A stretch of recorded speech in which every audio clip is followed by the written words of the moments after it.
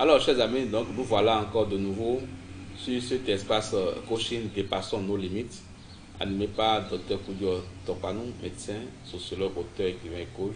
Je vous dis merci à chacun de vous pour votre confiance renouvelée, pour votre fidélité renouvelée donc à ce cours, à cette chaîne, à cet espace. Nous continuons dans l'exploration des comportements à avoir pour se faire respecter en milieu professionnel. Et aujourd'hui, nous allons aborder l'aspect du chef d'équipe ou le manager d'équipe ou bien le leader. En milieu professionnel, prendre de bonnes décisions en tant que leader, en tant que responsable n'est pas suffisant pour être un bon manager et être respecté par ses pairs. Il faut aller plus loin pour expliquer à vos collègues le bien fondé de vos choix.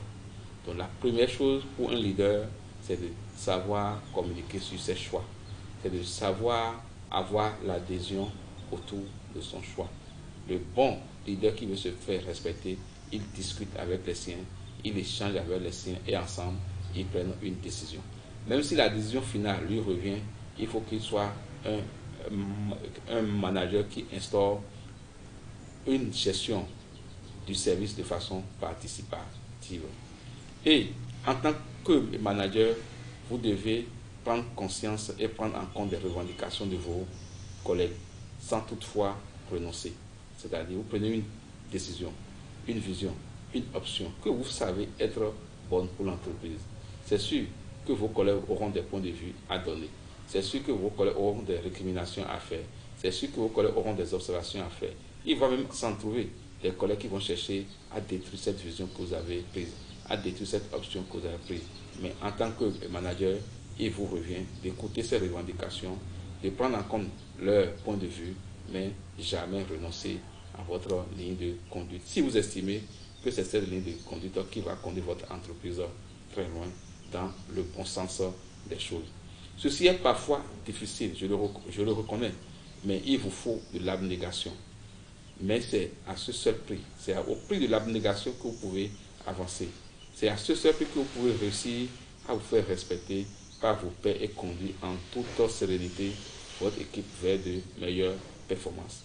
Mais si vous êtes un leader qui abandonne aux premières remarques, aux premiers constats, votre équipe ne va jamais avancer. Si vous êtes un leader qui, au premier coup, rebrousse chemin, vous êtes un perdant. Vous ne pouvez jamais gagner. Alors qu'on a besoin des leaders qui gagnent et qui font gagner leur équipe. Après avoir abordé comment inspirer le respect de la part de son patron, de ses collègues et en tant que manager, vous voyez quelle est la part de responsabilité, votre part de responsabilité dans le respect qu'on doit vous accorder. Et ceci sera vu dans la prochaine vidéo. Alors, chers amis, je vous dis encore merci de m'avoir écouté. Ayons l'audace d'oser, car je ne cesserai jamais de le dire. Dieu est dans l'action, Dieu est dans agir. Alors donc, mettons-nous en action, agissons et que Dieu puisse nous bénir tous. Je vous remercie.